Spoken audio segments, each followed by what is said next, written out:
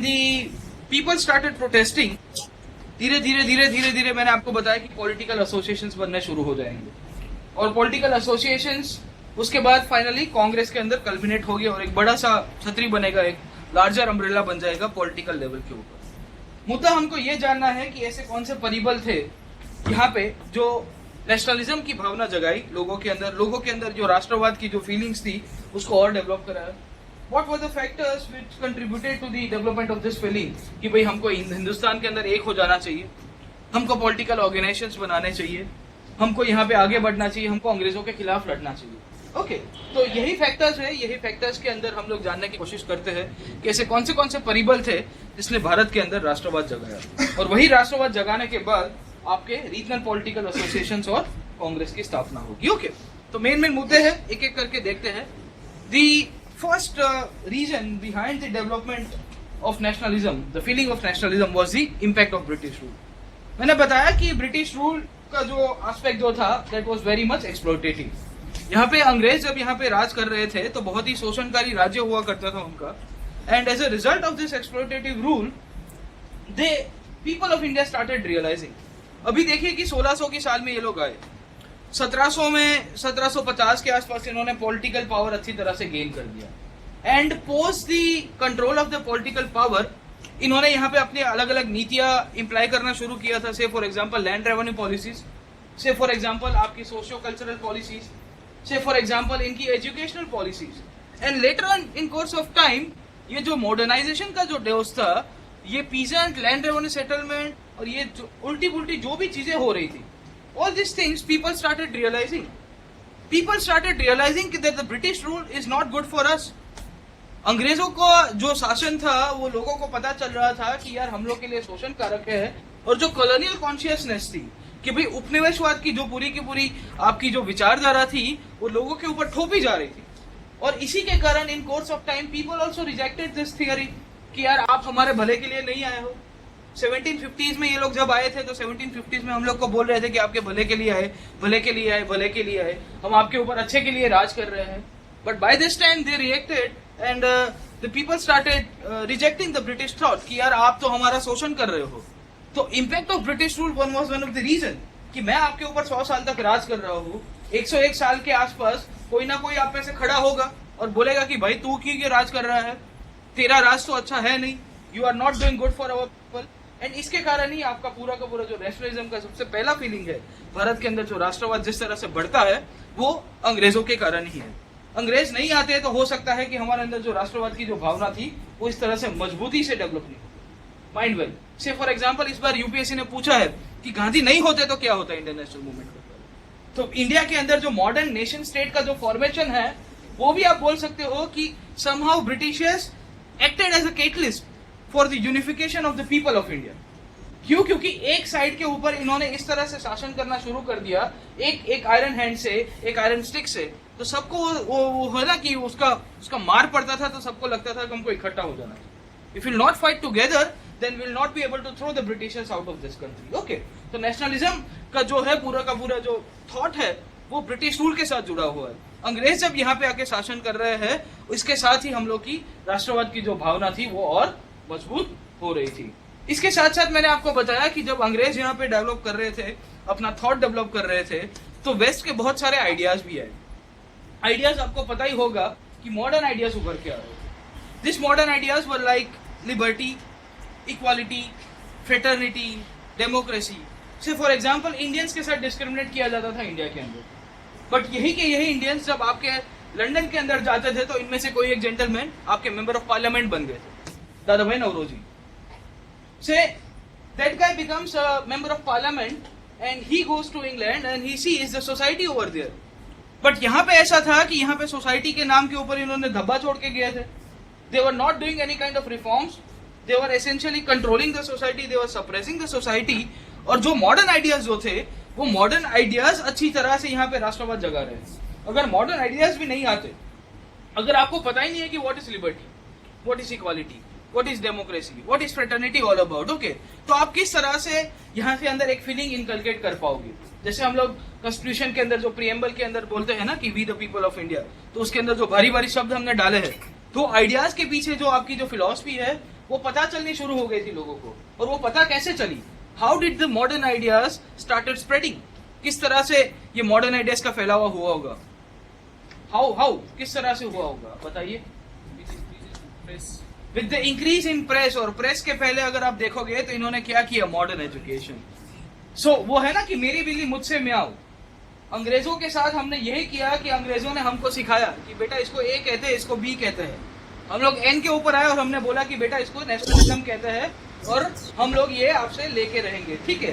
तो आजादी लेके रहेंगे। मॉडर्न एजुकेशन की जब बात होती है कि you see modern education acted as a catalyst. अगर इन्होंने हमको सिखाया नहीं होता और हम में से थोड़े बहुत लोग पढ़े लिखे हो गए और पढ़े लिखने के बाद it channel the modern ideas. English open the flood gates of liberal education. Mind well की अंग्रेजी एजुकेशन के ऊपर हम लोग जो वीकनेसेस देख रहे थे उसके पॉजिटिव भी एक देखने को मिलेगा ना। सब लोग पढ़े, अभी पढ़े नहीं होते तो दादा भाई नवरोजी रस रफ्तार के अंदर खुद लिखते और खुद का खुद अप्रिशिएट कर देते। आज तो जोरदार लेख लगे तो मजा आएगी। अब व्हाट इज द इश्यू? बोले जी सुब्रमण्यम अय्यर हिंदू के अंदर लिख दिए होते। बोले ठीक है, अंग्रेजी राज का कच्चा चीज वो गदर मूवमेंट समझ लो। बट व्हाट विल हैपन अगर एजुकेशन हम लोग ने लिया ही नहीं होता, हम लोग को दिया ही नहीं गया होता एसेंशियली, और देने के बाद हम लोग को जो आइडियाज हमारे लोगों ने प्रोपोगेट किए वो भी प्रेस के द्वारा। तो रोल ऑफ प्रेस। और जब आपका एजुकेशन डेवलप हुआ तो आप देखोगे कि यहाँ के साथ साथ आपका नेशनलिस्टिक लिटरेचर और हिस्ट्री राइटिंग भी होगा ना। आपका शिक्षण प्रणाली देना शुरू किया इन्होंने 1835 के आसपास। 1850 में मैग्ना कार्टा आया, वुड्स डिस्पैच। वुड डिस्पैच के बाद ये चीज तो बहुत लाजमी हो गई थी कि इंडिया के अंदर मॉडर्न एजुकेशन आपको वर्नाक्युलर लैंग्वेज के अंदर देना है। मैंने आपको ये चीज भी बताई कि भाई इंडिया का जो प्रेस था 1850 के बाद बहुत ही एक्टिव हो गया। तो प्रेस क्या करेगा? जो लिखेगा, जो राइटिंग लिखेगा वो वर्नाक्युलर थॉट ऑफ से लिखेगा। उसका जो इन्फ्लुएंस होगा वो ओरिएंटल होगा, पूर्ववादी होगा, जो भारतीय विचारधारा होगी, इसके साथ उसका थॉट उसका पूरा का पूरा उसके साथ अलाइंड होगा। सो प्रेस का जब डेवलपमेंट आप देखोगे वो चाहे इंग्लिश प्रेस हो कि वर्नाक्युलर प्रेस हो, इन्होंने भारत के अंदर जो नेशनलिज्म की जो फीलिंग थी उसको स्ट्रॉन्ग करा। मैंने बताया ना कि प्रेस को नेशनलिस्टिक प्रेस कहा करते थे और इसके कारण प्रेस के ऊपर सबसे ज्यादा सिडिशन के कानून भी इन्होंने लगाए। वो चाहे आपके तिलक महाराज हो, गांधी जी के ऊपर भी लगाया गया था। जितने जो भी लिखते थे, जिनकी है ना कि pen is mightier than sword. अंग्रेजों के पास तलवार थी, हमारे पास पेन हुआ करती थी। बट ये पेन का जो आइडिया था वो इतना रिबेलियस था और इतना रिवॉल्टिंग था कि अंग्रेजों को समझ में नहीं आ रहा था कि इसको कैसे काबू में रखें। और ये आप देखेगा कि प्रेस ने बहुत अच्छा काम किया है। वो चाहे आपका स्वदेशी आंदोलन हो, हितौदी करके एक आपकी पत्रिका आया करती थी जिसने स्वदेशी आंदोलन के अंदर बंगाल के अंदर जो राष्ट्रवाद की गंगा जमुना थी उसको और तेज करा दिया। इसके साथ साथ गांधी तो यंग इंडिया के अंदर लिखते ही रहते थे, इंडियन ओपिनियन के अंदर लिखते थे। दादा भाई नौरोजी रसगुफ्तार के अंदर जो इकोनॉमिक क्रिटिक थे वो भी उन्होंने लिखना शुरू कर दिया था। सो ऑल दिस प्रेस, और प्रेस के साथ साथ उसका जो बेसिक था वो आपका नेशनल एजुकेशन था। तो आपका जो राष्ट्रीय शिक्षण होगा और वो भी मॉडर्न थॉट के ऊपर आपको डेवलप करते हुए देखने को मिलेगा, जिसने भारत के अंदर राष्ट्रवाद की गंगा जमुना और मजबूत की है। आज भी ऐसे ही कर रहा है प्रेस। आपको पता ही होगा कि नेशनलिज्म को किस तरह से मजबूत किया जा रहा है प्रेस के द्वारा। So it help channel the modern ideas and essentially English open the flood gates of liberal education. अगर अंग्रेजों ने हमको शिक्षण नहीं दिया होता तो हम लोग उनको हरा नहीं पाते, ऐसा बोल सकते हैं, क्योंकि हम लोग उस तरह से थॉट प्रोसेस के ऊपर उतना डेवलप नहीं कर पाए। ओके, तो मॉडर्न एजुकेशन ने भारत के अंदर राष्ट्रवाद किस तरह से जगाया, मॉडर्न एजुकेशन किस तरह से आया, वो थे आपके मॉडर्न आइडियाज। क्योंकि मॉडर्न आइडियाज को इंप्लीमेंट करने वाली जो एजेंसी थी वो आपकी एजुकेशन थी, और अल्टीमेटली वो कहां से रिलेटेड था, वो आपके ब्रिटिश रूल के साथ रिलेटेड था। ओके, तो एक के बाद एक हम लोग टॉपिक देख रहे हैं कि किस तरह से ब्रिटिश रूल ने यहाँ पे हमारी पूरी की पूरी जो एस्पेक्ट था, जो इकोनॉमिकल एस्पेक्ट था, हमारा सोशल एस्पेक्ट था, हमारा पॉलिटिकल एस्पेक्ट था, ये सबको जगाने की कोशिश की, और इसके कारण ही हमारे यहाँ पे राष्ट्रवाद की भावना और मजबूत हो जाती है। तीसरा रीजन यहाँ पे आपको देखने को मिलेगा जो राष्ट्रवाद को और मजबूत करता है, वो है आपका modern means of transport and communication. मैंने आपको रेलवेज के अंदर ये चीज बताई थी कि रेलवेज के अंदर ज्यादातर तो नेगेटिव से देखने को मिलते हैं, but there was one positive with respect to railway, and that positive aspect was कि railways connected different parts of country. अभी रेलवे ने डिफरेंट पार्ट ऑफ कंट्री के साथ कनेक्ट करना शुरू कर दिया, तो ये चीज तो बहुत लाजमी होगी कि बंगाल का आदमी बिहार जाएगा, बिहार का आदमी गुजरात जाएगा, गुजरात का आदमी कश्मीर जाएगा, और सब जगह बोलेगा कि भाई अंग्रेज भारत छोड़ो तुम। And as a result of this thing you will realise कि यहाँ पे नेशनलिज्म, जो राष्ट्रवाद, जो एक होने की जो फीलिंग है, वो ज्यादा आपको कनेक्ट करेगा। इसके साथ साथ आपकी जो पोस्टल सिस्टम थी, पोस्टल सिस्टम के साथ साथ क्या होगा कि आइडिया सर्कुलेट होंगे। आपका लिटरेचर का जो डेवलपमेंट होगा वो भी और आगे बढ़ेगा, क्योंकि पोस्ट के थ्रू आप एक दूसरे के साथ कनेक्टेड रहोगे। कनेक्शन होने के बाद यहाँ से गुजरात वाले ने किसी बिहार बंगाल वाले को लिख दिया बाबू मोशाय केमोनाची, बोले भालो भालो खूब भालो, ओके। बट यू सी कि केमोनाची किसके कंटेक्स्ट में पूछा था? बोले केमोनाची पूछा था कि भाई आप कैसे हो, अंग्रेजों क्या कर रहे हैं आपके ऊपर। बोले यार ठीक है, यहाँ पे भी शोषणकारी है, वहां पे भी शोषणकारी है। आप देखिए कि लिटरेचर का डेवलपमेंट हुआ, जो नेशनलिस्ट लिटरेचर था, रविंद्रनाथ टैगोर के आइडियाज गुजरात आते अगर पोस्टल डेवलपमेंट नहीं हुआ था, अगर ट्रेन का डेवलपमेंट नहीं हुआ था, सिवाय के एक आध आदमी लेके आ जाता, उससे ज्यादा क्या होता। यू सी कि यहाँ पोस्टल डेवलपमेंट हुआ, पोस्ट के साथ साथ मैंने आपको बताया रेलवेज का और रोडवेज का डेवलपमेंट हुआ। और आप देखिए कि नेशनलिज्म की जो फीलिंग थी वो रेलवेज बहुत आगे लेके गई है। रेलवेज ऐसा थोड़ी, रेलवेज एसेंशियली हमने उसके पॉजिटिव नेगेटिव पॉइंट के अंदर जब हम लोग बात कर रहे थे तो उसके अंदर यही देखा कि railways were essentially develop to transport goods and आपके जितने भी सर्विसेज थे उसको लेके। पर आदमी बैठेंगे तो रेलवे मना थोड़ी करेगी इंजन वाला कि नहीं नहीं आदमी को लेके नहीं जाऊंगी मैं, ओके। सिंपल एस्पेक्ट है इसका। आप देखिए कि रेलवेज ने 1915 तक आते आते जब गांधी यहाँ पे आते हैं और भारत दर्शन के लिए निकलते हैं तो पूरी रेलवेज के अंदर ही उनकी जर्नी होती है। गांधी मूवी सबने देखा ही होगा होपफुली। तो गांधी मूवी के अंदर यही दिखाया है कि भारत दर्शन जब कर रहे होते हैं तो ही ट्रेवल्स इन रेलवेज। तो रेलवेज को जो फीलिंग जो आनी चाहिए थी ऊपर से, जहां जहां गांधी जाते थे हर एक जगह के ऊपर, स्टेशन के ऊपर सब लोग उनको मिलने आते थे जितने देर तक आपकी ट्रेन रुकती है, ओके। तो रेलवेज ने बहुत इंपॉर्टेंट काम किया है। इंडिया को एक नेशन की तरह एस्टेब्लिश करने की वजह जो कल्चरल यूनिटी दी है वो भी रेलवेज ने दी है। अगर नहीं किसी ने प्रश्न पूछा है कि आपको ट्रू इंडिया देखना है तो कहाँ देखने को मिलता है, तो जनरली मुझे कहीं से लिंक हुआ तो किसी ने बताया भी सही कि आपको भारत देखना है तो रेलवे के जनरल क्लास कंपार्टमेंट के अंदर जाके देख लो, ठीक है। तो एक बंगाली बैठा होगा, एक गुजराती बैठा होगा, एक साउथ इंडियन कोई बैठा होगा, एक नॉर्थ वाला बैठा होगा, वो पराठा खोलेगा, आपने डेबरा खोलीશું तो ત્યાં આગળથી બીજા ખોલશે અને પછી કહેશે કે ચલો ખાઓ, ओके। बट यू सी कि एक रेलवेज की जो फीलिंग थी वो आपको यूनिफॉर्म कर देती है और यूनिफॉर्मिटी का जो एस्पेक्ट है वो भी आपको रेलवेज के थ्रू देखना मिलेगा, ओके। तो modern means of transport and communication जो आपकी जो फीलिंग है, जो राष्ट्रवाद की जो भावना है उसको और मजबूत करता है। आज की तारीख में अगर आप modern means of transport and communication को राष्ट्रवाद के साथ जोड़ोगे तो वो है आपका सोशल मीडिया। आपका फेसबुक होगा, ट्विटर होगा, या जितने भी सोशल मीडिया के प्लेटफॉर्म्स है, दे आर ट्राइंग टू, जो आपके अंदर जो फीलिंग आती रहती है आजकल, ठीक है, झंडा ऊपर लहराने की एंड ऑल दिस थिंग्स, वो सोशल मीडिया के थ्रू ज्यादा प्रोपोगेट हो रही है rather than roadways and the post and जो आपके आइडियाज जो सर्कुलेट हो रहे हैं वो पोस्टल सिस्टम को थोड़ा हटा के जो आप मॉडर्न टेक्नोलॉजी का सहारा ले रहे हो वो आपका सोशल मीडिया है। सोशल मीडिया दो धारी तलवार की तरह है, अच्छे अच्छे शासनों को गिरा दिया है। 2011 का अरब स्प्रिंग आप याद करिएगा, ठीक है, 30-30 साल पुराने बड़ी बड़ी रिजीम्स हुआ करती थी, उनको एक ही झटके के अंदर फेसबुक के पोस्ट के थ्रू गिरा दिया जाता था, ओके। तो अब कहीं पे भी क्रांति होने की संभावना लगती है, सरकार सबसे पहले सोशल मीडिया को बंद कर देगी, ओके। सो ये है, ठीक है।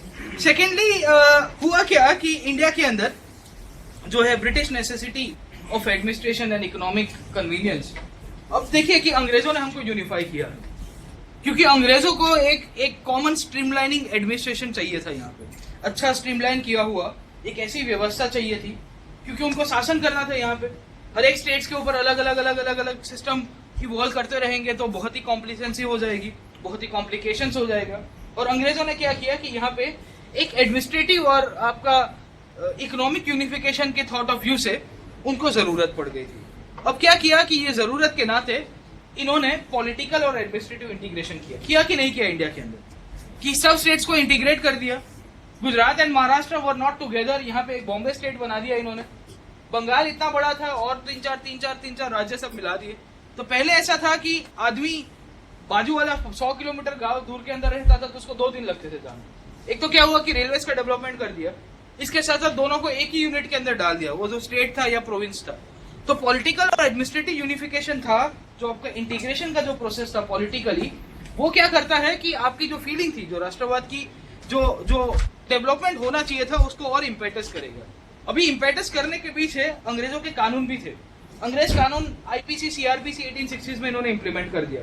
बोले पूरे के पूरे भारत भर के अंदर आईपीसी सीआरपीसी हम लोग लागू करेंगे। से फॉर एग्जांपल आपका है सेक्शन 124A, तो मैं कुछ लिख रहा हूँ कोई न्यूज़पेपर के अंदर, ठीक है, तो दूसरे दिन आई पुलिस, मुझे डाल दिए, बोले जाओ अंडमान, ठीक है, चले गए हम लोग वहाँ पे तैर के जाएंगे, थोड़े मजे करेंगे सेल्यूलर जेल के अंदर। सेकेंडली दूसरे दिन ये जब देखने को मिलेगा कि ये भाई साहब है, ही स्टेज इन बंगाल, तो ये भी कुछ पेपर के अंदर लिख दिया उठ पटांग, तो इनको भी 124 का डंडा निकाल के बोले जाओ तुम अंडमान। तो मिल गए दो यार, ठीक है, बैरक के अंदर। बोले आप कहाँ से आए? बोले मैं गुजरात से आया। बोले आप कहाँ से? बोले बंगाल से। बोले क्या लिखे थे? बोले 124। बोले क्या बात है। यू सी कि हम दोनों को इकट्ठा कौन से किसने किया? मैंने ये इनको जानता नहीं हूँ, ये मुझे जानते नहीं, बट क्या हुआ कि अंग्रेजों ने पावर को सेंट्रलाइज किया। सेंट्रलाइज करने के पीछे इन्होंने कायदे कानून डाल दिए, IPC, CrPC, unified setup of judiciary डाल दी कि ऑल ओवर इंडिया के अंदर एक ही कानून चलेगा, वो है आईपीसी। अभी बंगाल का आदमी गुजरात के आदमी को नहीं जानता। मैंने दो एग्जाम्पल दिए आपको, मेरा और ये भाई साहब का, और हुआ भी यही कि हम दोनों मिल गए कहाँ पे? अंडमान के अंदर। और 5 साल के बाद वहां से रिहा हो गए तो एक दूसरे के साथ कांटेक्ट में रहेंगे। बोले अंग्रेजों को तो भगाना है यार, यहाँ से कुछ भी होता है। So we have to remove and throw the Britishers out of this country. So the Britishers were compelling Indian people to unify just because they had the necessity of political and administrative integration. Bharat के ऊपर इनको राज करना था, तो राज करने के पीछे ये चीज थी कि इनको एक अच्छा स्ट्रीमलाइन सेटअप चाहिए। अभी स्ट्रीमलाइन सेटअप के तहत ही आपको ये चीज देखने को मिलती है कि इन्होंने सेंट्रलाइज कर दिया पावर। आईपीसी, सीआरपीसी आज भी यूनाइट करता है। सेक्शन 124A के ऊपर आज भी डिमांड उठता रहता है, नॉर्थ से लेके साउथ तक, ईस्ट से लेके वेस्ट तक, कि भाई इसको रिपील करना है, इसको चेंज करना है, किस तरह से चेंज कर सकते हैं। सेक्शन 66A सोशल मीडिया के अंदर जितने भी यूथ थे सबको यूनिफाई कर दिया ना उसने, कि 4 लोगों को आपने प्रोसिक्यूट किया, लेटर ऑन फिर सुप्रीम कोर्ट के अंदर लिटिगेशन होती है और बोला जाता है इंडिया के जितने भी यूथ थे हु आर फेवरिंग, तो no one knew each other कि एक बंगाल में बैठा है, गुजरात में बैठा है, एक बिहार में बैठा है, केरल के अंदर बैठा है, and all this people said only one thing कि रिपील सेक्शन 66A हम लोग को ठीक नहीं लग रहा है, उसमें एडमिनिस्ट्रेटिव एक्सेस, एग्जीक्यूटिव एक्सेस कुछ ज्यादा हो रहा है। Executive at times arbitrary action लेके पनिश किया जा रहा था, इसके कारण सुप्रीम कोर्ट ने उसको रिपील कर दिया। बट एसेंशियली वो जो फीलिंग डेवलप किया था, वो क्या किया था? वो कानून ने डेवलप किया कि यार ये सोशल मीडिया के अंदर आपने जो कानून लगाया है आईटी एक्ट के तहत 66A का, वो हम लोग के लिए अच्छा नहीं है। And as a result people started protesting. से फॉर एग्जाम्पल आपके जितने भी आंदोलन हुए, तो एडमिनिस्ट्रेटिव और पॉलिटिकल आपका इंटीग्रेशन करना था, वो सरकार का ध्येय था, बट सरकार के ध्येय के विरुद्ध में जाके आपको ये चीज जानने को मिलती है कि भारत के अंदर ही ये सब चीजें बैकग्राउंड के अंदर जब ये लोग यूनिफिकेशन कर रहे थे, इनका एडमिनिस्ट्रेशन इंटीग्रेट कर रहे थे, तो साथों साथ भारत के लोग भी इंटीग्रेट हो रहे थे। इट वाज ना, गांधी कैसा था when this happens during this Champaran and all this movement, तो जब गांधी को जज के सामने खड़ा किया जाता तब क्या बोलते थे कि to hell with your law. बोले मुझे तो मानना ही नहीं है, मैं तो सच्चाई के रास्ते के ऊपर जा रहा हूँ, कानून बीच में आ रहा है, I am right only. Okay, तो ये चीज आपको देखने को मिलती है कि अंग्रेजों के कानून ने भारत के लोगों को यूनिफाई कर दिया, क्योंकि सबको एक ही फीलिंग आ रही थी कि भाई अंग्रेजों का जो शासन था वो भारत के लोगों के विरुद्ध में था। It was anti people and anti India. Economic integration भी ये चीज बहुत मैटर कर रही थी, क्योंकि people started getting this feeling कि यार हम लोग को एक दूसरे के ऊपर डिपेंडेंट रहना है, और डिपेंडेंट हम लोग अच्छी तरह से रहेंगे, साथों साथ इंडिपेंडेंट भी रहेंगे, म्यूचुअल डिपेंडेंसी रहेगी, वो तब तक ही रहे, अच्छी तरह से हम लोग डेवलप कर पाएंगे जब तक ब्रिटिशर्स यहाँ पे नहीं होंगे। तो ब्रिटिशर्स यहाँ से जाएंगे, वो हमारे लिए ज्यादा फायदा हो जाएगा। एक और फैक्टर देखने को मिलता है, वो है आपका emergence of new social class. एक ऐसा नया मिडिल क्लास उभर के आ रहा था भारत के अंदर, क्योंकि इन्होंने क्या किया कि मॉडर्न एजुकेशन दे दिया भारत के लोगों को। जब मॉडर्न एजुकेशन दिया इंडिया के लोगों को, और एक नए थोड़ा बहुत बैकग्राउंड के अंदर इकोनॉमिक थोड़ा बहुत लोगों को फायदा हो रहा था, तो थोड़े बहुत कुलीन वर्ग में या बुर्जुआ क्लास मैंने आपको बताया था, तो बुर्जुआ क्लास के साथ जुड़े हुए लोग थे, तो नया मिडिल क्लास उभर के आ रहा था। New middle class was coming up, new peasants, new worker class was coming up, और एक नई चेतना, एक नई स्पिरिट, एक नया जो आइडियोलॉजी था वो डेवलप हो रहा था। और इसके कारण यहाँ पे जो न्यू सोशल क्लास था, ये आपकी राष्ट्रवाद की गंगा जमुना को आगे लेके जाएगा। अब देखिएगा कि 1885 से लेकर 1905 तक आपकी जो नेशनलिज्म की जो फीलिंग होगी, वो कांग्रेस के जो मॉडरेट तबक्का है उसके तक ही सीमित थी। फ्रॉम 1905 ऑनवर्ड्स जो ये नया मिडिल क्लास था, जिसे आप एक्सट्रीमिस्ट लोगों का एक बेस बना सकते हो कि इनका सोशल बेस हुआ करता था, ये लोग ने बहुत अच्छी तरह से इनको पुश किया कि कुछ भी हो जाए, आपको हमारी जो फीलिंग है उसको और आगे लेके जाना है। 1915 में जब गांधी आते हैं, तो गांधी यही मिडिल क्लास का सहारा लेंगे, राष्ट्रवाद की गंगा जमुना को और आगे तेज करने के लिए, इंडिया के लोगों की जो नेशनलिज्म की जो फीलिंग थी, जो आइडियोलॉजी थी, जो थॉट था, उसको और मजबूत करने के लिए मिडिल क्लास ने बहुत बड़ा काम किया था। ओके, तो ये मिडिल क्लास यही बोलता था the British are exploiting us, okay, तो ये नया मिडिल क्लास था, सूट बूट पहन के आया था, बट इनको अभी पता चल रहा था कि यार अंग्रेज हमारे लिए अच्छा नहीं कर रहे, भले हमको सूट बूट पहना दिए हो बट हमारे लिए अच्छा तो नहीं हो रहा है। ऊपर से एक नया जो इंटेलिजेंसिया आया, आपका जो इंटेलेक्चुअल क्लास आया, इसने लीडरशिप दे दी। से फॉर एग्जांपल आपके अर्ली मॉडरेट्स थे, जो अर्ली कांग्रेस के जो लीडर्स थे, प्रारंभिक राष्ट्रवादी, तो आपके अर्ली नेशनलिस्ट लीडर्स थे, इन्होंने इंटेलिजेंसिया का रोल प्ले किया। दादा भाई नौरोजी ने क्या रोल प्ले किया था? इंटेलिजेंसिया का रोल प्ले किया था। आरसी दत्त ने क्या रोल प्ले किया था? इंटेलिजेंसिया का रोल प्ले किया था। इन्होंने इनिशियल लीडरशिप दी, रिसर्च किया, रिसर्च करने के बाद लोगों के अंदर चेतना जगाई कि यार देखो, मैं ये कानून, ये कागज लेके आया हूँ, ये दस्तावेज के अंदर ऐसा बोला गया है, मैंने रिसर्च करके देखा है कि 50 करोड़ रुपया सालाना भारत से इंग्लैंड ड्रेन के रास्ते से निकल जाता है, और भारत के लोगों को पहले पता ही नहीं था। बट ये जो नया मिडिल क्लास आ रहा था वो धीरे धीरे एक्टिव हो गया, वो पॉलिटिकली भी मजबूत हो रहा था। तो यहाँ पे आपको ये जो नया मिडिल क्लास था, इसने, और उसके अंदर का जो इंटेलिजेंट वर्ग था, जो इंटेलेक्चुअल क्लास था, जो बौद्धिक वर्ग था, इसने लीडरशिप प्रोवाइड की है इंडिया के लोगों को। ओके, जब यहाँ पे इतनी सारी चीजें हो रही थी तो भारत के अंदर बहुत सारी पॉलिटिकल पार्टीज भी डेवलप हो रही, और यही पॉलिटिकल पार्टीज आपको देखने को मिलेगी कि भारत के अंदर राष्ट्रवाद को और मजबूत करती है। आज के तारीख के अंदर आपको पता ही होगा, बहुत सारी पॉलिटिकल पार्टीज है, नेशनल लीडर्स भी है, इंटरनेशनल लीडर्स भी है, काफी सारे जो इंडिया के लिए लड़ते झगड़ते रहते हैं। They shaped up the national consciousness of the people, Bharat के लोगों की जो चेतना थी वो और मजबूत कराई।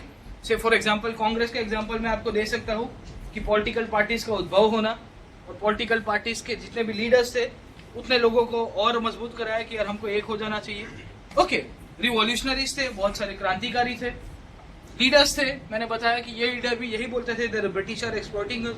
दादा भाई नौरोजी वो भी यही बोला करते थे। तो पॉलिटिकल पार्टीज तो आज की तारीख में भी राष्ट्रवाद के साथ इधर उधर कुछ ना कुछ आपका कंपैरिजन चलता रहता है। बट 1885 और 1800s की जब बात करेंगे तो वहां पे भी आपको पॉलिटिकल पार्टीज नेशनलिज्म के साथ देखने को मिले। भारत के अंदर बहुत सारे सामाजिक और धार्मिक सुधारणा आंदोलन भी होते हैं, जिसे हम लोग सोशल रिलीजियस रिफॉर्म मूवमेंट्स कहते हैं। ये सोशल रिलीजियस रिफॉर्म मूवमेंट भी बहुत सारे जिम्मेदार थे आपके यहाँ पे, जो नेशनलिज्म की जो फीलिंग को और मजबूत कराने के। सोशल रिलीजियस रिफॉर्म मूवमेंट के तहत आप देखोगे कि इनकी जो आइडियोलॉजी थी वो थी ह्यूमैनिटी, लिबर्टी, और थोड़ा बहुत आपका जो रैशनल थॉट है उसके साथ ये लोग जुड़ते रहेंगे। Okay, so the social religious reform movements were based on democratic lines, और ये जब डेमोक्रेटिक लाइंस के बाद आप इक्वालिटी और लिबरलिज्म की बात करोगे तो ये भी आपके यहाँ कहीं ना कहीं नेशनलिज्म के साथ जुड़ता रहेगा। ओके, तो भारत के अंदर बहुत सारे फैक्टर्स थे, वही फैक्टर्स के तहत आपके यहाँ नेशनलिज्म होता रहता है।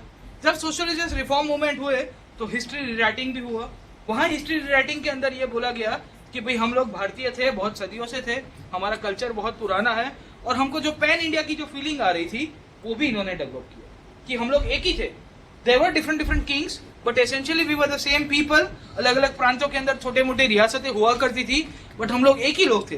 तो जो पैन इंडिया की भी जो फीलिंग थी, वो पैन इंडिया की फीलिंग भी यहाँ पे डेवलप होती है सोशल रिलीजियस रिफॉर्म मूवमेंट के तहत, और उसने भी भारत के अंदर नेशनलिज्म को और मजबूत कराया, उसको और आगे लेके गया।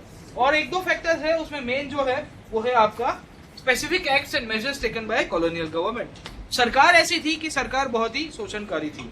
The government was very much exploitative, और 1857 के बाद इनका एक्सप्लॉइटेशन और बढ़ गया, और 1857 के बाद ही आप देखिएगा कि नेशनलिज्म और भारत के अंदर आगे उभर के आता रहता है। Okay, reactionary policies of viceroys, आपके जितने भी वाइसरॉय है उससे, फॉर एग्जांपल आपका एक वाइसरॉय था लॉर्ड लिटन, मैंने बताया कि आपका वर्नाकुलर प्रेस एक्ट उसने पास कर दिया।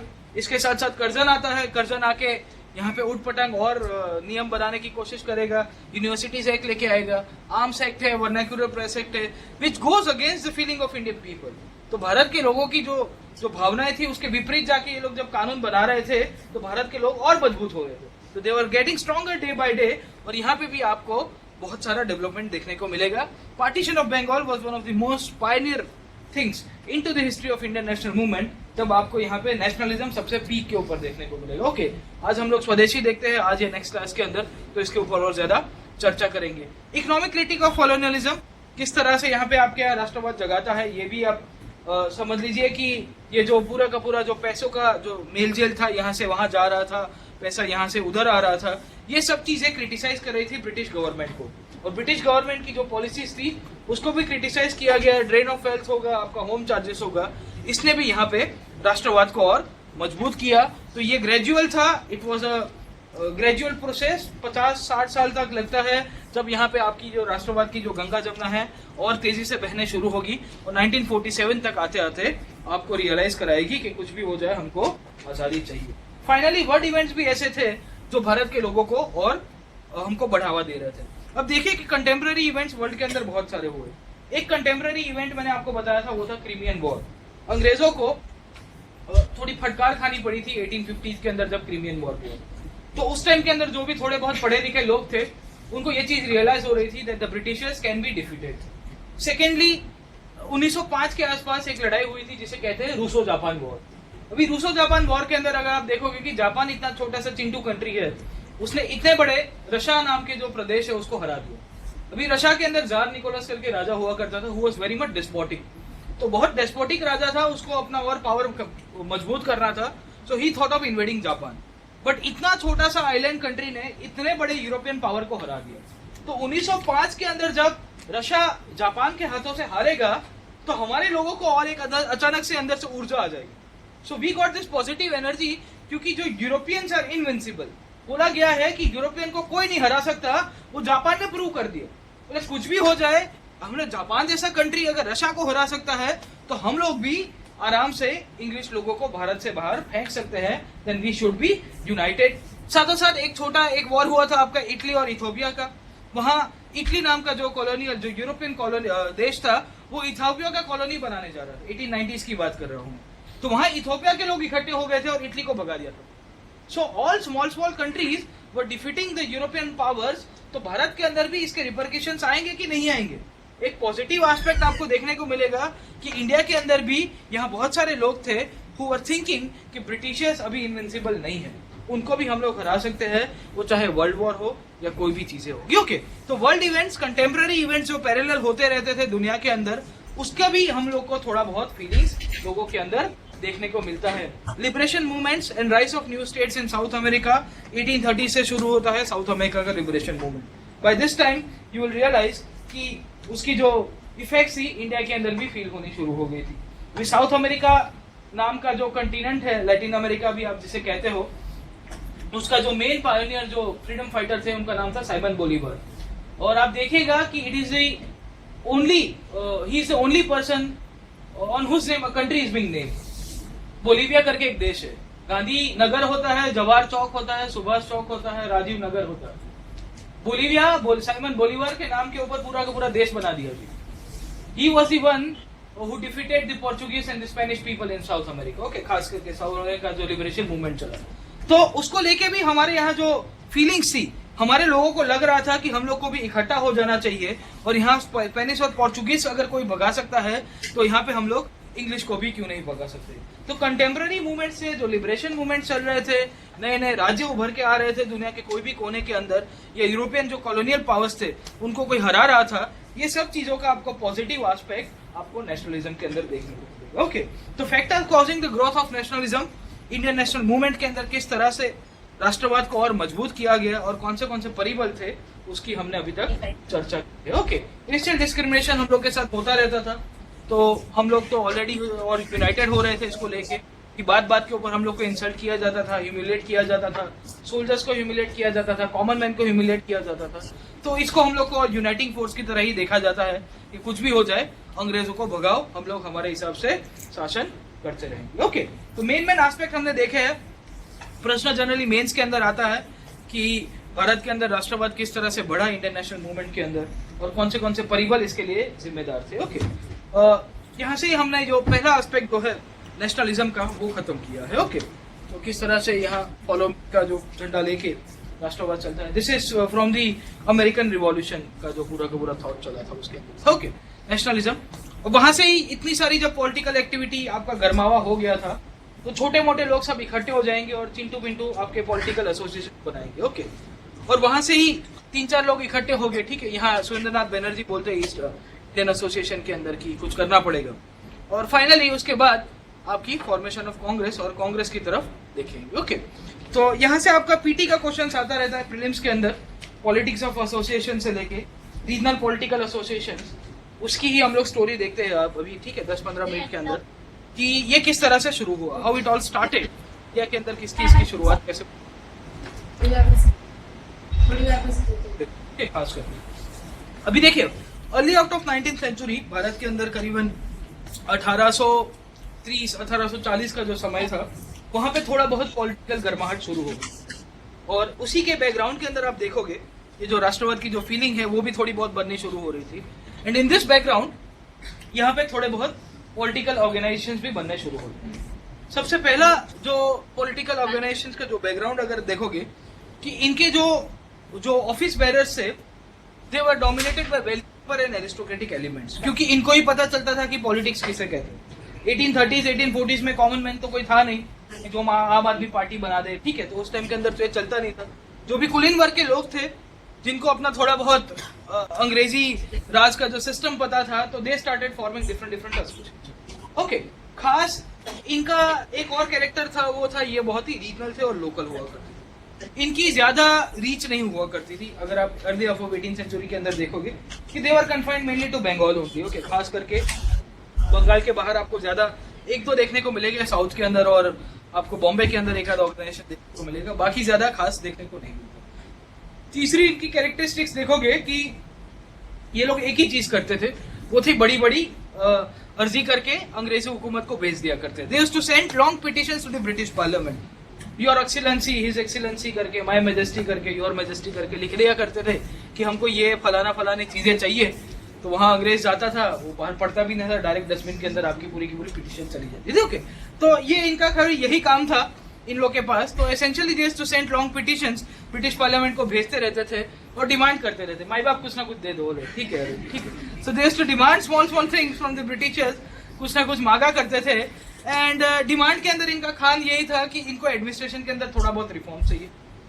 एडमिनिस्ट्रेशन के अंदर बोल देते हैं कि भाई थोड़े बहुत हमारे भारतीय समुदाय के लोग हैं, उनकी आप अपॉइंटमेंट कर दो, कहीं ना कहीं नौकरी वोकरी दो, ठीक है, तलाटी बलाटी में भर्ती कराइए आप। सो काइंड ऑफ ऐसी डिमांड होती रहती थी इनकी। और थोड़ा बहुत बोल देते थे कि भाई एजुकेशन के अंदर रिफॉर्म्स करके दे दो यार, ज्यादा हमको नहीं चाहिए, वी डू नॉट वांट। तो they used to demand small small things और पिटिशंस लिखते थे। ओके, मैंने बताया ना कि ये पॉलिटिकल एसोसिएशन थोड़े थोड़े थे और अंग्रेजों ने इनको सिखाया था कि पॉलिटिकल बॉडीज कैसे बनती। तो they were very confined with the British thought, जो इंग्लिश थॉट था उसके साथ ही उसके अंदर ही एक डिब्बे के अंदर बंद करके ये लोग अपनी सोच रखा करते थे। ओके, सबसे पहला जो पॉलिटिकल एसोसिएशन बना जिसका नाम था बंग भाषा परीक्षक सभा। ओके, फिल्म्स के अंदर मैच द फॉलोइंग के अंदर यूपीएससी पूछ सकता है इतने जितने भी 7-8 पॉलिटिकल एसोसिएशंस है उसको लेके। बंग भाषा परीक्षक सभा एसेंशियली 1836 के अंदर आपके राजाराम मोहन रॉय के जो भाई बंधु थे उनके द्वारा बनाया हुआ था। ठीक है, तो राजाराम मोहन रॉय ने नहीं बनाया था, बट बोलते हैं कि मित्रों मेरे दोस्तों ने ये सभा बनाई थी, याद रखेगा। ठीक है, राजाराम मोहन रॉय तब तक उनकी विकेट चली गई होती है। ओके, तो वो प्यारे हो गए होते हैं। ओके, तो ठीक है, वो देवलोक खा चुके। ओके, सेकेंड इसके बाद जो पॉलिटिकल एसोसिएशन बना जिसका नाम है जमींदारी एसोसिएशन, और उसका इंग्लिश नाम था जिसका बोला जाता है लैंड होल्डर्स सोसाइटी। अभी इसका ऑब्जेक्टिव क्या होगा लैंड होल्डर्स सोसाइटी का? नाम के अंदर ही लिखा है zamindari association. The objective would be to protect the interest of the landlord. So अभी आपके जमींदार से उनकी इंटरेस्ट को प्रोटेक्ट करने के लिए, तो एम यही था to safeguard the interest of the landlords. आपके जितने भी जमींदार थे उनकी जितने भी हित थे उनके हितों की आपको बचाव करना है, उसके लिए इन्होंने ये पूरी की पूरी पॉलिटिकल बॉडी बनाई थी। इसके जो फाउंडर थे इसका नाम लिख लीजिएगा, द्वारकानाथ टैगोर। ओके, तो डीएन टैगोर भी बोला जाता है, द्वारकानाथ टैगोर भी बोला जाता है, इसके साथ साथ वो जुड़े हुए हैं। It the important point is कि it mark the beginning of a organized political activity in India. एक संगठित रूप से, एक राजकीय रूप से जो थोड़ी बहुत डेवलपमेंट हुआ है वो 1838 में इंडिया के अंदर शुरुआत होती है। ओके, तो 1838 सबसे पहले आपका जमींदारी एसोसिएशन, इसके पहले आपका 1836 बंग भाषा परीक्षक सभा राजाराम मोहन रॉय के मित्रों के द्वारा बनाया गया था, और ये आपका द्वारकानाथ टैगोर ने जमींदारी एसोसिएशन की स्थापना की थी। ओके, इसके बाद 1843 के आसपास एक और आपकी बॉडी बनती है, पॉलिटिकल बॉडी, जिसका नाम है Bengal British India society. Okay, तो इसका एम यही था कि जो एक्चुअल कंडीशन ऑफ पीपल है, हमारे जो लोगों की जो कंडीशन है, दशा और दिशा किस तरह से चल रही है, उसका थोड़ा बहुत इंफॉर्मेशन कलेक्ट करना, और कलेक्ट करने के बाद पूरा का पूरा ब्रिटिशर्स को, उनकी जो अथॉरिटीज है उनको थोड़ा बहुत ये सब चीजें भेजना। ठीक है, to secure the welfare, extend the just rights and advance the interest of all classes of our fellow subjects. ठीक है, तो ये थोड़ा बहुत वेलफेयर ऑब्जेक्टिव के साथ यहाँ पॉलिटिकल बॉडी बनाने की कोशिश की गई थी 1843 के अंदर बंगाल ब्रिटिश इंडिया सोसाइटी के द्वारा। फाइनली 1851 के अंदर इसका भी ज्यादा कुछ तिकड़म चलता नहीं है और आपका जो लैंड होल्डर सोसाइटी था और ये जो आपका बंगाल ब्रिटिश इंडिया सोसाइटी था वो दोनों मर्ज हो जाते हैं और बन जाता है आपका British Indian association. Okay, so essentially British Indian association आपकी पहले की दो पॉलिटिकल बॉडीज जो बनी थी उन्हीं का ही मिक्सचर बोला जाता है, उन्हीं में से ही दोनों के दोनों मर्ज करके आए थे। ओके, अभी ये ब्रिटिश इंडियन एसोसिएशन ये थोड़ा बहुत अच्छा काम करेगा, हम लोग देखते हैं किस तरह से। द ब्रिटिश इंडियन एसोसिएशन इसके बाद 1851 के अंदर ये बॉडी बना था। एक के बाद एक हम लोग क्रोनोलॉजिकल लेवल के ऊपर जा रहे हैं। ये ब्रिटिश पार्लियामेंट को पिटीशन सेंड करेगा एज यूजुअल, क्योंकि ये वही विचारधारा के लोग हुआ करते थे।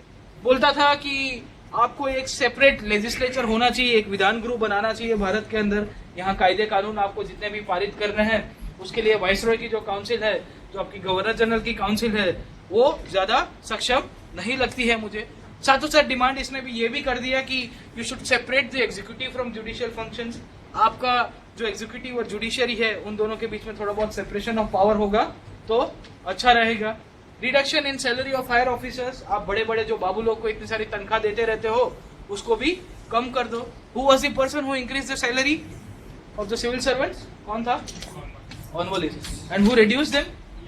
William Bentinck was the person who reduce them. Okay, तो छोटे छोटे हैं बट स्टेटमेंट फॉर्म के अंदर यूपीएससी क्वेश्चन बना सकती है, so be prepared for this kind of questions in governor generals. Okay, तो reduction in salary of higher officers, आपके हायर ऑफिसर्स की जो सैलरी थी उसको कम करने की भी डिमांड करता था। अबॉलिशन ऑफ सॉल्ट ड्यूटी, आबकारी एंड स्टैम्प ड्यूटीज, आपकी जितनी भी ड्यूटीज हुआ करती थी उसके अंदर भी बोला जाता था कि आप हमारी थोड़ी बहुत डिमांड मान लो और पैसा हमसे कम इकट्ठा किया करो। इसके बाद एक और पॉलिटिकल एसोसिएशन बना 1866 के अंदर, जो लंदन के अंदर बनाया गया था, जिसका नाम है ईस्ट इंडियन एसोसिएशन। अच्छा, मैंने आपको एक जब दादाभाई नौरोजी के अंदर इकोनॉमिक क्रिटिक करा रहा था वहां पे नाम चेंज करना मैं भूल गया था। दादाभाई नौरोजी के बाहर मैंने इंडियन एसोसिएशन लिख दिया था, तो वो स्लाइड के अंदर आप चेंज कर देना जब डाउनलोड करो। ईस्ट इंडियन एसोसिएशन है 1866 के अंदर। ओके, मैंने इंडियन एसोसिएशन लिखा है, ईस्ट शायद कहीं से डिलीट हो गया था तो ध्यान में नहीं रहा था मेरे। Okay, so East Indian Association 1866 के अंदर दादाभाई नौरोजी बनाते हैं। This political body was established in London. ठीक है, so organized by Dadabhai Naoroji in London to promote the welfare of Indian people. Bharat के लोग जो वहां पे लंदन के अंदर रह रहे थे और भारत के लोगों की जो वेलफेयरनेस की जो पूरा का पूरा वेलफेयर का जो ऑब्जेक्टिव था कि भाई ब्रिटिश रूल कैसा होना चाहिए भारत के ऊपर, वो सब प्रोपोगेट और प्रमोट करने के लिए उन्होंने वहां पे ईस्ट इंडियन एसोसिएशन की स्थापना की थी लंदन के अंदर। ओके, इसके साथ साथ 1875 के अंदर एक और पॉलिटिकल बॉडी बना जिसका नाम था द इंडियन लीग। ओके, नाम याद रखिएगा, the Indian League. This was headed by none other than Shishir Kumar Ghosh. Okay, और ये शिशिर कुमार घोष मैंने बताया कि जो आपकी अमृता बाजार पत्रिका जो है उसके साथ भी जुड़े होते। He was one of the founders in the contributing editors to Amrita Bazar Patrika. Okay, सो भारत के लोगों के अंदर जो नेशनलिज्म की जो फीलिंग है, मैंने आपको बताया ना कि how did press played the major role, तो अमृता बाजार पत्रिका तो सबसे मेन काम यही करता था, राष्ट्रवाद को जगाना। 1878 के अंदर वर्नाक्युलर प्रेस एक्ट आया, उसने रातों रात क्या किया, इंग्लिश के अंदर कन्वर्ट कर दिया। कन्वर्ट करने के बाद दूसरे दिन क्या लिखता है कि डाउन विथ इंपीरियलिज्म, बोले कुछ भी हो जाए कि बोले यहाँ पे अंग्रेजी शासन हमारे लिए अच्छा नहीं है। ओके, तो ये चीज आपको देखने को मिलेगी। It was also related to Amrita Bazar Patrika, और भारत के लोगों के अंदर जो नेशनलिज्म की फीलिंग है उसको और मजबूत किया गया था इनके द्वारा। शिशिर कुमार घोष, इंडियन लीग 1875 के अंदर, नाम याद रखिएगा। इसके बाद जो सबसे मेन प्रोमिनेंट ऑर्गेनाइजेशन जो बनता है before Congress was the Indian Association of 1876। The Indian Association was founded by none other than Surendranath Banerjee and Anand Mohan Bose. अब देखिएगा कि ये जितने भी लोग थे, majority people are the leaders of Congress. ठीक है, तो पहले छोटे मोटे अपने ऑर्गेनाइजेशन इन्होंने बनाने शुरू किए, उसके बाद दे रियलाइज द नीड कि हमको एक हो जाना चाहिए, और इन्होंने इसके बाद कांग्रेस बना रहे हैं। ठीक है, हम लोग आते हैं जब कांग्रेस की उसकी पूरी की पूरी मिथ और उसकी जो ऑब्जेक्टिव उसके अंदर ज्यादा जाएंगे। But Surendranath Banerjee and Anand Mohan Bose Indian association की स्थापना करते हैं 1876 के अंदर। ऑल इंडिया एसोसिएशन, इतना बड़ा ऑल इंडिया पॉलिटिकल बॉडी अगर कोई होगा बिफोर कांग्रेस तो वो आपका इंडियन एसोसिएशन ही था। ठीक है, it created a strong public opinion on political questions, unify Indian people on common political programme. ये पूरा का पूरा थॉट के साथ यहाँ पे इंडिया के अंदर ये लोग राज करते हैं। थोड़ा बहुत यहाँ पे लोगों के अंदर अपनी जो आइडियोलॉजी है वो प्रचार करना शुरू करते हैं। खास करके सुरेंद्रनाथ बनर्जी, अगर आपको पता होगा कि ही was also selected into ICS, but कुछ लफड़ा हो गया था तो उनको हटा दिया उन्होंने। तो he started raising the issue of ICS reforms, age and exam centre. बोले यार ये तो चेंज करो, 21 और 22 साल के ऊपर में आप बोल देते हो कि कलेक्टर बन जाना चाहिए, ठीक है, यहाँ 32 में नहीं बना जाता यार, क्या करोगे। ओके, तो एग्जाम सेंटर के ऊपर भी इन्होंने रिफॉर्म किए। साथों साथ 3 जगह के अंदर, भारत के अंदर कन्वेंशंस भी किए थे, 3 जगह के ऊपर इन्होंने कॉन्फ्रेंस भी की थी। Okay, so he was also the first person to be jailed on sedition. Okay, जो डंडा चला था प्रेस एक्ट का वो इनके ऊपर सबसे पहले गिरा था। ओके, सो इनकी खासियत ये भी है, ये भी काफी ससुराल जाके आए थे काफी बार इनका, ठीक है। So branches of the association were open in other towns of India as well. मैंने बताया कि कांग्रेस के पहले जो एक राजकीय संगठन बनाया गया था, बहुत ही बड़ा स्केल के ऊपर बोला जा सकता है, वो है आपका इंडियन एसोसिएशन। ओके, तो अलग अलग जगह के ऊपर इसके ब्रांचेस की हुई एस्टेब्लिश की गई थी और फाइनली 1886 के अंदर इन्होंने कांग्रेस को इसको मर्ज कर देते हैं, ठीक है। तो कांग्रेस के अंदर इंडियन एसोसिएशन का मर्जर हो जाता है। वी माइंड वेल कि S N Banerjee did not took part in the first session of Congress, okay, though he presided over the presidency of Congress in later times, but he never took part, क्योंकि उस time के अंदर इनकी जो Indian association थी उसको लेके ये बातें चलाते रहते थे।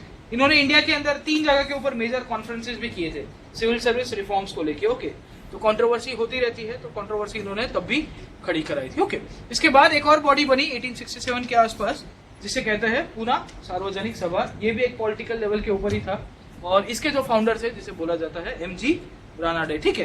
तो महादेव गोविंद रानाडे, जस्टिस रानाडे भी बोलते हैं इनको। ओके, और इसके बाद यहाँ पे बॉम्बे प्रेसिडेंसी एसोसिएशन बनता है 1885 के आसपास। यहाँ पे भी इसकी भी देख लेते हैं। इसके जो मेन जो लीडर्स हुआ करते थे, एक तो थे Badruddin Tyabji, Firoz Shah Mehta and KT Telang, ठीक है। तो Badruddin Tyabji and Firoz Shah Mehta main leaders. अभी आप देखें कि ये छोटी छोटी बॉडीज इन्होंने बनानी शुरू की थी 1885 1886 के आसपास। ये सब के सब कांग्रेस के लीडर्स भी बन जाते हैं। ओके, इसके साथ साथ 1884 के अंदर एक और बॉडी बनती है जिसका नाम है Madras Mahajan Sabha. This was founded by M.V. Raghavachari, G. Subramaniam Iyer and P. Anand Charlu. ये तीनों के तीनों कांग्रेस के बहुत ही ओल दर्जे के लीडर्स भी बनते हैं। G. सुब्रमण्यम अय्यर मैंने आपको बताया कि इकोनॉमिक क्रिटिक के साथ भी जुड़े हुए थे और आपका जो न्यूज़पेपर आता है द हिंदू, UPSC के अंदर आप पढ़ते हो, उसके भी आपके फाउंडर एडिटर हुआ करते थे। ओके, तो मद्रास महाजन सभा और बहुत ही छोटी छोटी और भी रीजनल पॉलिटिकल बॉडीज हुआ करती थी, उसके अंदर भी हम लोग मेन आज के लीडर्स देख रहे हैं। जनरली क्वेश्चंस यहाँ पे ये पॉलिटिकल बॉडी कब बनी आपको क्रोनोलॉजी के अंदर पूछ देगा कि पहले कौन सी बनी, लास्ट में कौन सी बनी। सीक्वेंस वाइज सेटअप करा सकता है या 4 ऑप्शन दे देगा और उसमें से एक बोलेगा कि which of them is correct. इसके साथ साथ मैच द फॉलोइंग के अंदर यहाँ से क्वेश्चन बन सकता है कि हु फाउंडेड विच ऑर्गेनाइजेशन।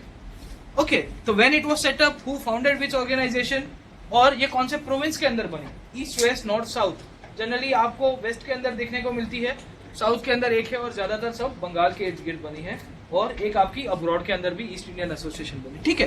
तो अगर क्वेश्चन बनाना है तो ये 3-4 एस्पेक्ट से ये क्वेश्चन बना सकता है। कोई भी एग्जामिनर होगा, आपका पेपर सेटर होगा, यहाँ से क्वेश्चंस आते रहते हैं। माइंड वेल, इसके अंदर से मैच द फॉलोइंग सबसे ज्यादा आता है। ओके, तो ये आपके पॉलिटिकल एसोसिएशन से जो कांग्रेस के पहले बनाए गए थे। ओके, तो हमको मेन इसके इर्द गिर्द ही देखना है कि कांग्रेस के पहले कौन से बने। और फाइनली अच्छा 2002 में UPSC ने यहाँ कहीं से कुछ प्रश्न भी पूछा था।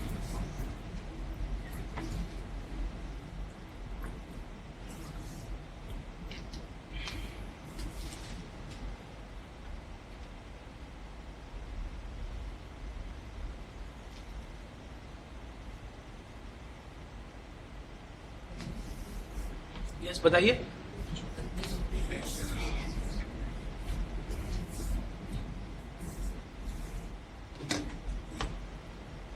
B, majority go with B. Okay, Indian association.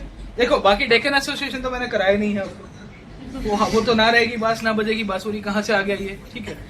Madras Mahajan सभा मैंने बताया कि उसके फाउंडर्स ही बताए थे मैंने आपको। पूना सार्वजनिक सभा भी नहीं आता है।